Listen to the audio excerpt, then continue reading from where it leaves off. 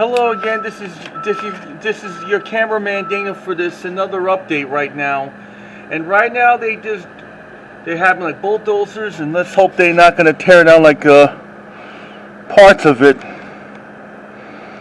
I think they're just tearing up the street a little bit to put something in there. So let's hope they're not going to tear down any more dirt or some trees and something like that. So today's date is still the first day of March 2023. It's about 8:45 in the morning.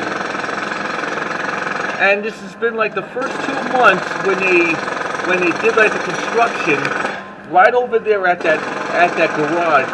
They've been doing it since like day 1 of that, since the second day of January of this year. Yep.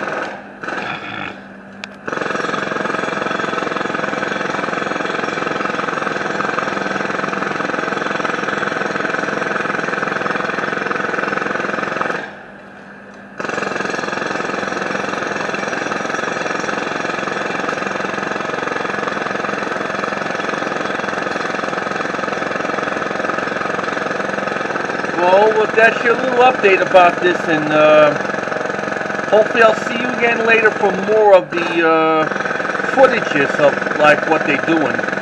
In the meantime, enjoy these other videos, and I'll see you later. Bye.